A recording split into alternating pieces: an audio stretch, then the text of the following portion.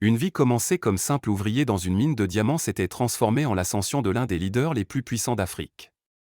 Désormais, Ibrahim Traoré siégeait à la même table que les PDG des entreprises occidentales venues acheter la mine où son père avait trouvé la mort. Mais tous les participants n'avaient pas encore abattu leurs cartes. Dans la salle de réunion du palais présidentiel de Ouagadougou, capitale du Burkina Faso, les représentants des plus grandes compagnies minières du monde étaient réunis. À la tête de la table, debout dans son uniforme militaire, Ibrahim Traoré écoutait calmement les offres faites pour le trésor le plus précieux de son pays. Monsieur le Président, Atlantis Mining offre 1,2 milliard en liquidités et un transfert de technologie sur 20 ans à votre pays pour la mine de diamants bleus, déclara Charles Leblanc, le visage rougi. Cela aura des conséquences diplomatiques et économiques, Président Traoré. Votre pays ne dispose pas encore de la technologie nécessaire pour exploiter une telle mine. Traoré sourit. Vous vous trompez, Monsieur Leblanc. Depuis 2 ans, plus de 200 ingénieurs en exploitation minière et en géologie ont été formés à l'Université technique du Burkina Faso. De plus, la construction de notre usine de traitement du lithium a déjà commencé. Monsieur Oué intervint. Monsieur le Président, c'est peut-être une décision précipitée. Vous devriez reconsidérer notre offre. Votre offre ne représente même pas 5% de la valeur réelle, Monsieur Oué, répondit Traoré. Les réserves de lithium de la mine de diamants bleus représentent environ 15% des réserves connues dans le monde. C'est une ressource qui vaut au moins 50 milliards de dollars. Le visage de Wilson devint livide. C'est impossible. Non, ce n'est pas impossible, Monsieur Wilson. C'est une réalité que vous pensiez être les seuls à connaître. Traoré ouvrit un dossier posé sur le pupitre. Voici notre véritable offre. Les droits d'exploitation de la mine de diamants bleus resteront la propriété du Burkina Faso. Toutefois, nous sommes ouverts à des partenariats internationaux pour le traitement et la commercialisation. Voici nos conditions. Les journalistes prenaient des notes frénétiquement, assistant à une scène historique non seulement pour le Burkina Faso, mais pour toute l'Afrique. À l'extérieur de la salle de réunion, les unités militaires burkinabées avaient déjà encerclé la mine. Le personnel de sécurité d'Atlantis Mining avait été désarmé. L'opération s'était déroulée sans effusion de sang. Dans l'après-midi, les réactions internationales commencèrent à affluer. Le ministère français des Affaires étrangères qualifia la décision du Burkina Faso de nationalisation inacceptable et menaça de sanctions. Le porte-parole du département d'État américain déclara: l'action unilatérale du Burkina Faso menace la sécurité des investissements internationaux. Nous évaluons toutes les options juridiques pour protéger les droits des entreprises américaines. Le ministère chinois des Affaires étrangères fut plus mesuré. Nous espérons que toutes les parties trouveront une solution par le dialogue. Traoré convoqua un conseil des ministres d'urgence. Le ministre des Finances, Konabo, était inquiet. Les banques françaises ont gelé nos comptes. Le FMI et la Banque mondiale ont suspendu nos prêts. Nos réserves de change sont limitées. Comme prévu, répondit Traoré. Activez le plan B, mettez en œuvre les accords signés avec la Russie et l'Iran. Demandez le premier paiement pour le lithium en or. Le ministre des Affaires étrangères ajouta: nous recevons des messages de soutien de l'Union africaine. Les dirigeants du Mali, du Niger et de la Guinée soutiennent notre décision. Les pays des BRIC aussi envoient des signaux positifs. Il faut expliquer cela à notre peuple, dit Traoré. Je parlerai ce soir à la télévision nationale. Ce soir-là, le peuple burkinabé se rassembla devant ses téléviseurs. Traoré parla d'une voix calme mais déterminée. Mes chers compatriotes, aujourd'hui, nous avons ouvert une nouvelle page dans l'histoire de notre pays. La mine de diamants bleus nous appartient désormais entièrement. On nous a caché la véritable valeur de cette mine pendant des années. On ne nous a montré que les diamants, en dissimulant les gisements de lithium, le vrai trésor. Il montra devant la caméra un morceau de diamant bleu ayant appartenu à son père. Mon père est mort dans cette mine. En sa mémoire et en celle des milliers d'ouvriers burkinabés comme lui, nous avons repris ce qui nous appartient. Des jours difficiles nous attendent. Les puissances occidentales exerceront une pression économique. Les prix pourraient augmenter. Certains produits pourraient manquer. Mais nous résisterons ensemble, car la liberté a un prix, et nous sommes prêts à le payer. Après ce discours, des milliers de personnes affluèrent dans les rues de Ouagadougou. Le peuple célébrait le geste audacieux de son pays. Les slogans « Le Burkina Faso appartient au peuple » résonnaient partout. Une semaine après la signature, les sanctions internationales commencèrent à pleuvoir. Les banques occidentales coupèrent leurs liens avec le Burkina Faso. Le FMI gela les accords de prêt. Les médias français, américains et chinois qualifièrent Traoré de radical et dangereux. Traoré réunit son équipe au palais. Nous étions préparés. Nous passons à la phase 2. Le ministre de l'économie, Dio, était inquiet. Monsieur le Président, nos réserves de dollars s'épuisent. Nous avons des difficultés à importer. La population pourrait ne plus avoir accès aux produits de base. Nous nous y attendions, dit Traoré. C'est pour cela que nous avons lancé le programme d'indépendance alimentaire depuis 3 ans. Nos agriculteurs peuvent désormais couvrir 80% de nos besoins de base. Le ministre de la Défense, Urago, ajouta. Les services de renseignement français ont commencé à armer certains groupes d'opposition. Des mouvements ont été détectés dans plusieurs régions du Nord. Nous avons renforcé notre armée et éduqué notre peuple, répondit Traoré. S'il le faut, nous défendrons chaque village, chaque quartier. Le lendemain, le Burkina Faso signa de nouveaux accords commerciaux avec la Russie et le Brésil. Un consortium chinois indépendant proposa de construire une usine de traitement du lithium. La Turquie proposa de fournir du matériel minier. Nous avons juste besoin de temps, déclara Traoré à la nation. Le premier lithium extrait de la mine de diamant bleu arrivera sur le marché international dans 3 mois. D'ici là, nous devons tenir bon. Pendant que les médias occidentaux prédisaient un suicide économique, les messages de soutien affluaient d'autres pays africains. Le Mali, la Guinée, la République démocratique du Congo et l'Afrique du Sud défendirent le droit du Burkina Faso à sa souveraineté. Un mouvement baptisé Modèle Traoré naquit, notamment chez les jeunes Africains. Les hashtags comme Nos diamants bleus et l'Afrique ouvrent les yeux devinrent viraux sur les réseaux sociaux. 3 semaines plus tard, une crise éclata. Le général Boubacar tenta un coup d'État soutenu par la France. À minuit, il encercla le palais présidentiel avec une unité militaire réduite, mais les services de renseignement de Traoré étaient prêts. Le coup fut étouffé en quelques heures. Des images diffusées à la télévision nationale montrèrent le général Boubacar et d'autres comploteurs arrêtés. Des documents saisis prouvèrent que les services français avaient financé la tentative. Cela renforça encore le soutien populaire à Traoré. Les rues se remplirent de manifestants criant « Mort au traître Boubacar ». Mais Traoré choisit une autre voie. Au lieu d'exécuter Boubacar, il l'invita à témoigner en direct à la télévision. Général Boubacar, dit Traoré d'un ton calme. Je ne vous demande pas aujourd'hui votre châtiment, mais pourquoi vous avez trahi votre pays. Boubacar répondit en tremblant. Les Français m'ont offert 5 millions d'euros. Ils m'ont promis une nouvelle vie, une villa de luxe en Europe. Et l'indépendance de votre pays? L'avenir de votre peuple? Quelle valeur cela a-t-il pour vous? Le général resta silencieux, la tête baissée. Voilà l'exemple le plus clair de la manière dont l'Occident contrôle l'Afrique, dit Traoré en se tournant vers la caméra. Il nous divise en exploitant nos propres faiblesses. Cet événement fit grand bruit dans l'opinion internationale.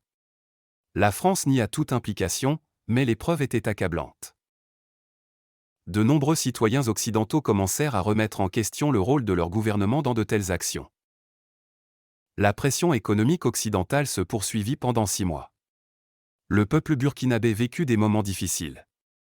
Pénurie, hausse de prix, manifestations dans les rues. Chaque soir, Traoré s'adressait à la nation à la télévision.